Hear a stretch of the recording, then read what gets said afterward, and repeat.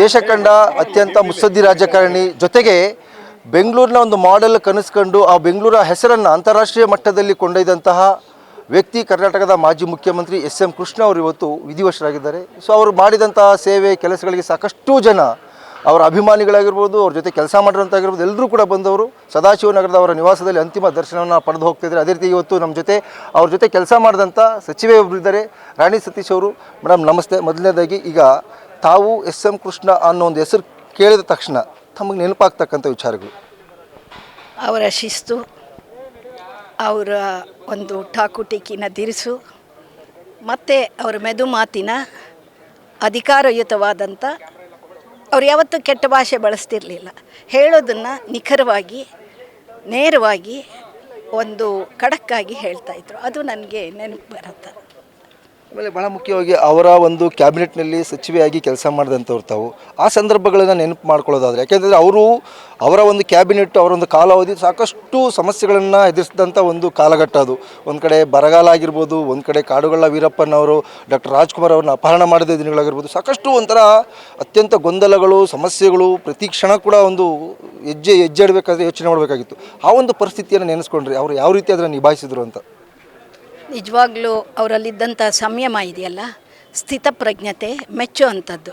ಎಷ್ಟೇ ಕ್ಲಿಷ್ಟ ಕಾಲದ ಸಮಸ್ಯೆಗಳು ಬಂದರೂ ಅದನ್ನು ನಯವಾಗಿ, ಯಾರಿಗೂ ಹೆಚ್ಚು ಒಂದು ಪ್ರಚಾರ ಇಲ್ಲದೆ ಆ ಕೆಲಸವನ್ನು ಅವ್ರು ಮಾಡ್ತಾಯಿದ್ರು. ಅದು ನಿಜವಾಗ್ಲೂ ಮೆಚ್ಚತಕ್ಕಂಥ ವಿಚಾರ, ಅವರ ವ್ಯಕ್ತಿತ್ವಕ್ಕೆ ಘನತೆ ತಂದಂಥ ವಿಚಾರ.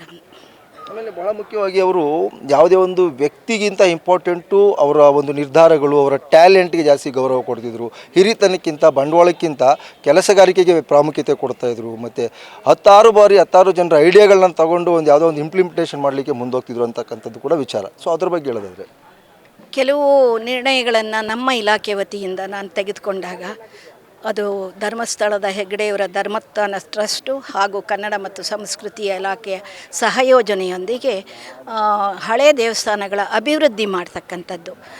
ಹೆಗ್ಗಡೆಯವರು ಸರ್ಕಾರದ ಜೊತೆ ನನಗೆ ಒಡಂಬಡಿಕೆ ಆದರೆ ಕಷ್ಟ ಆಗ್ತದೆ, ಅದು ಯಾರೋ ನೀವಿರ್ತೀರ, ನಾಳೆ ಇನ್ಯಾರೋ ಬರ್ತಾರೆ ಅಂದಾಗ ನಾನು ಕೃಷ್ಣ ಅವರಲ್ಲಿ ಹೋಗಿ, ಇದೊಂದು ಒಳ್ಳೆಯ ಕಾರ್ಯಕ್ರಮ, ಜನಪರವಾದಂಥ ಕಾರ್ಯಕ್ರಮ, ಇದನ್ನು ನೀವು ಸರ್ಕಾರಿ ಆಜ್ಞೆ ಮೂಲಕ ಕಡ್ಡಾಯವಾಗಿ ಹಳೆಯ ದೇವಸ್ಥಾನ, ಹೊಸ ದೇವಸ್ಥಾನಗಳನ್ನು ಕಟ್ಟೋದಕ್ಕಿಂತ ಹಳೆಯ ದೇವಸ್ಥಾನಗಳನ್ನು ಪುನರುಜ್ಜೀವನಗೊಳಿಸುವಂಥದ್ದು ತುಂಬ ಒಳ್ಳೆಯ ಕೆಲಸ, ಅದಕ್ಕೆ ನೀವು ಒಂದು ಅವಕಾಶ ಕೊಡಬೇಕು ಅಂತ ಅವ್ರು ಹೇಳಿದರು. ನಿಮ್ಮ ಕೈ ನೀವೇ ಕಟ್ಟಿ ಹಾಕ್ಕೋತೀರಿ, ನಿಮಗೆ ಇರೋ ಅಂಥ ಅಧಿಕಾರನ ಅಂತ. ನಾನು ಹೇಳಿದೆ, ನಾನು ಶಾಶ್ವತವಾಗಿ ಮಂತ್ರಿಯಾಗಿರೋದಿಲ್ಲ, ಈ ಕಾರ್ಯಕ್ರಮ ಶಾಶ್ವತವಾಗಿರ್ತದೆ ಅನ್ನೋ ಮಾತು ಹೇಳಿದಾಗ ಅವರು ಅದನ್ನು ಪರಿಗಣಿಸಿ ಮಾಡಿದರು. ಮತ್ತು ಇವತ್ತಿಗೂ ಸಹ ವರ್ಷಕ್ಕೆ 25 ದೇವಸ್ಥಾನಗಳು ಆಗ್ತಾ ಇದ್ದಾವೆ ಅನ್ನೋವಂಥದ್ದು ಸಂತೋಷದ ಸಂಗತಿ.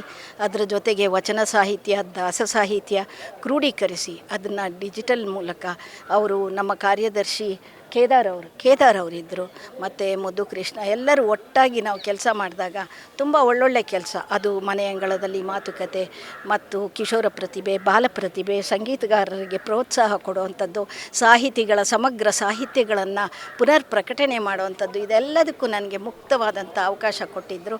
ಅವರು ಯಾವತ್ತೂ ಯಾವುದೇ ವಿಚಾರಕ್ಕೆ ಹಸ್ತಕ್ಷೇಪ ಆಗಲಿ, ನನಗೆ ಹೇಳೋದಾಗಲಿ ಮಾಡ್ತಿರಲಿಲ್ಲ. ನಾವು ಕೆಲಸ ಮಾಡಿದ್ದು ಚೆನ್ನಾಗಿದ್ದರೆ ಪ್ರೋತ್ಸಾಹ ಕೊಡ್ತಾಯಿದ್ರು.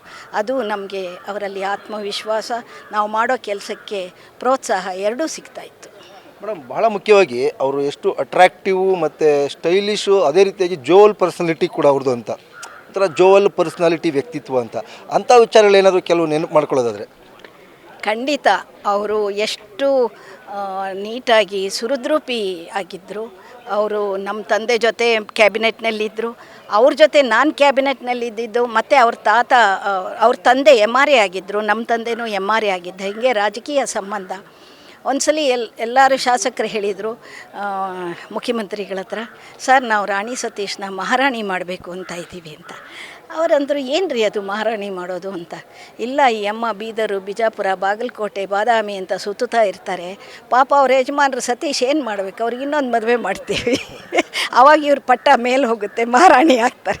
ಆವಾಗ ಅವ್ರು ನಕ್ಕಿದ್ದು, ತುಂಬ ನಕ್ಕಿ ಯಾವಾಗಲೂ ನೆನೆಸ್ಕೋತಾ ಇದ್ದರು. ಇಂಥ ಪ್ರಸಂಗಗಳಲ್ಲಿ ಅವರು ಯಾವುದೇ ಹಾಸ್ಯ ಪ್ರಜ್ಞೆ ತುಂಬ ಇತ್ತು ಅವರಲ್ಲಿ. ಈ ಥರ ಹಾಸ್ಯ ಸನ್ನಿವೇಶಗಳಲ್ಲಿ ಮತ್ತು ನಗುವಿನಲ್ಲಿ ಅವರು ಯಾವಾಗಲೂ ಪೂರ್ಣ ಪ್ರಮಾಣವಾಗಿ ಅವರು ಭಾಗವಹಿಸ್ತಾ ಇದ್ದರು.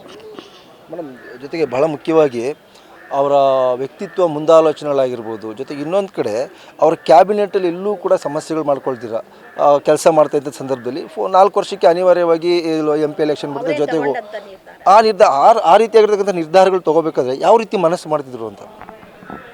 ಅವರು ಸ್ವಲ್ಪ ಅವ್ರಿಗೆ ದೂರದೃಷ್ಟಿ ರಾಜಕಾರಣ ಇತ್ತು. ಇವತ್ತು ಬೆಂಗಳೂರು IT-BTನಲ್ಲಿ ಪ್ರಾಮುಖ್ಯತೆ ಪಡೆದಿದ್ದರೆ ಸಿಲಿಕಾನ್ ಸಿಟಿ ಅಂತ ಹೇಳಿ ಯುವಕರಿಗೆ ಕೈಗಾರಿಕೋದ್ಯಮಗಳನ್ನು ಸ್ಥಾಪಿಸುವುದರ ಮೂಲಕ ಹುದ್ದೆಗಳನ್ನು ದೊರಕಿಸ್ಕೊಡೋದ್ರಲ್ಲಿ ಅವರ ದೂರದೃಷ್ಟಿ ಭಾಳಷ್ಟು ಚೆನ್ನಾಗಿ ಅವರು ಕೆಲಸ ಮಾಡಿದರು. ಮತ್ತು ಅವರೊಬ್ಬ ಸಚಿವರಾಗಿ ಮತ್ತು ಉಪಮುಖ್ಯಮಂತ್ರಿಯಾಗಿ ಮುಖ್ಯಮಂತ್ರಿಯಾಗಿ ಮತ್ತು ಕೇಂದ್ರ ಸಚಿವರಾಗಿ ಜೊತೆಗೆ ರಾಜ್ಯಪಾಲರಾಗಿ 2 ಸಲ ರಾಜ್ಯಪಾಲರಾಗಿದ್ದರು ಅವರು. ಹೀಗೆ ಅನೇಕ ಹುದ್ದೆಗಳನ್ನು ಅಲಂಕರಿಸಿದಂತಹ ವ್ಯಕ್ತಿತ್ವ ಮಾನ್ಯ SM ಕೃಷ್ಣ ಅವ್ರದ್ದು. ಮೇಡಮ್, ಡಾಕ್ಟರ್ ರಾಜ್ಕುಮಾರ್ ಅವರ ಅಪಹರಣದ ಬಗ್ಗೆ ಸಂದರ್ಭದಲ್ಲಿ 108 ದಿನಗಳು ಆ ವಿಚಾರ ಏನಾದ್ರು ತಮ್ಮ ಹತ್ರ ಯಾವಾಗಾದ್ರು ಡಿಸ್ಕಸ್ ಮಾಡಿದರೆ, ಜೊತೆಗೆ ಕೊನೆಯದಾಗಿ ತಾವು ಇವ್ರನ್ನ ಮಾತಾಡಿಸಿದಂಥ ಸಂದರ್ಭದಲ್ಲಿ ಏನಾದ್ರು ಹೇಳ್ಕೊಂಡಿದ್ದೀರಿ? ಅವರು ರಾಜ್ಕುಮಾರ್ ಅಪಹರಣದ ಸಂದರ್ಭದಲ್ಲಿ ಅವರು ತೆಗೆದುಕೊಂಡಂಥ ತೀರ್ಮಾನಗಳು ನಿಜವಾಗ್ಲೂ ಬಹಳಷ್ಟು ಅದು ಭಾಳ ಸಂಕಷ್ಟ ಸಮಯವನ್ನು ತಂದೊಡ್ಡಿತ್ತು ಅವ್ರ ಸರ್ಕಾರಕ್ಕೆ. ಆ ಸಮಯದಲ್ಲಿ ಸ್ಥಿತಪ್ರಜ್ಞತೆಯಿಂದ ಅದನ್ನು ಭಾಳ ಚೆನ್ನಾಗಿ ನಿಭಾಯಿಸಿದರು. ಮತ್ತು ಜೊತೆಗೆ ತಾವಿನ್ನೊಂದು ಕೇಳಿದ್ರಿ, ಯಾವುದು ಕೊನೆ ಯಾವುದು ಅಂತ. ಅವರು ಈ ಒಂದು 5 ವರ್ಷದ ಅವಧಿಯಲ್ಲಿ ಕೊನೆ ನಿರ್ಣಯ ತಗೊಂಡ್ರಲ್ಲ, ಆವಾಗ ನಮ್ಮದು ಒಂದು ಕನ್ನಡ ಮತ್ತು ಸಂಸ್ಕೃತಿ ಇಲಾಖೆಯ ಕಾರ್ಯಕ್ರಮದಲ್ಲಿ ಭಾಗಿಯಾಗಿದ್ದರು. ಅವತ್ತು ಹೇಳಿದರು, ಇವಾಗ ಒಂದು ಕಪ್ಪು ಚುಕ್ಕೆ ಇಲ್ಲದಂತೆ ಕೆಲಸ ಮಾಡಿದಂಥ ಸಚಿವೆ ರಾಣಿ ಸತೀಶ್ ಅವರಿಗೆ ನಿಜವಾಗ್ಲೂ ನನ್ನ ಅಭಿನಂದನೆಗಳು ಅಂತ ಹೇಳಿ ಕೊನೆ ಭಾಷಣ ಅದು ಅವ್ರದ್ದು ನಮ್ಮ ಇಲಾಖೆಯೊಳಗೆ. ಅದು ಇನ್ನೂ ನನಗೆ ಯಾವತ್ತೂ ನೆನಪಿದೆ ಇರುವಂಥ ವಿಚಾರ. ಆಮೇಲೆ ಅವರು ಕಳೆದ 2017 ಸುಮಾರಲ್ಲಿ ಕಾಂಗ್ರೆಸ್ಸಿಂದ ಹೊರಗಡೆ ಬಂದು ಒಂದಿದೆ BJP ಕಡೆ ಹೋಗ್ತಾರೆ. ಸೊ ಆ ಒಂದು ಬೆಳವಣಿಗೆ ಬಗ್ಗೆ ಏನಾದ್ರು ಮಾತಾಡಿದ್ರ, ಅಥವಾ ಅದ್ರ ಬಗ್ಗೆ ತಾವೇನಾದ್ರು ಒಪಿನಿಯನ್ ಹೇಳೋದಾದರೆ ಅಟ್ಲೀಸ್ಟ್? ಖಂಡಿತ ಅದ್ರ ಬಗ್ಗೆ ನಾನೇನು ಮಾತಾಡಲೂ ಇಲ್ಲ. ಅವರ ನಿರ್ಣಯ ಅವರ ವೈಯಕ್ತಿಕವಾದಂಥ ನಿರ್ಣಯ, ಅದು ರಾಜಕೀಯ ನಿರ್ಣಯ ಅಲ್ಲ, ಅವರ ವೈಯಕ್ತಿಕವಾಗಿ ತೆಗೆದುಕೊಂಡಂಥ ನಿರ್ಣಯ. ಅದನ್ನು ತಗೊಂಡ್ರು. ಮತ್ತು ಅದೇ ವಿಷಯದಲ್ಲಿ ಅವರು ಅಲ್ಲಿ BJPಲಿ ಇದ್ದರೂ ನಾವು ಹೋಗಿ ನೋಡ್ತಾ ಇದ್ವಿ. ನಮಗೆ ಅದರದ್ದು ಅವರು BJPಲಿ ಇದ್ದಾರೆ ಅನ್ನೋವಂಥ ಎಲ್ಲೆಲ್ಲೂ ನಮಗೆ ಒಂದು ಆತ ಇದ್ದರು. ಅವ್ರು ನಮ್ಗೆ ಅನ್ನಿಸ್ತಾನೆ ಇರಲಿಲ್ಲ ಅವ್ರು ಯಾವತ್ತೂ ನಮ್ಮ ಜೊತೆ ಕಾಂಗ್ರೆಸ್ನವರು ಅಂತಲೇ ಭಾವನೆ ಬರ್ತಾಯಿತ್ತು. ಇದಿಷ್ಟು ಮಾಜಿ ಸಚಿವೆ ಜೊತೆಗೆ SM ಕೃಷ್ಣ ಅವರ ಒಂದು ಕ್ಯಾಬಿನೆಟ್ನಲ್ಲಿದ್ದಂತಹ ರಾಣಿ ಸತೀಶ್ ಅವರ ಮಾತು. ಕ್ಯಾಮ್ರಾ ಪರ್ಸನ್ ಗಿರೀಶ್ ಜೊತೆ ಲಕ್ಷ್ಮೀಪತಿ, ಫ್ರೀಡಮ್ TV, ಬೆಂಗಳೂರು.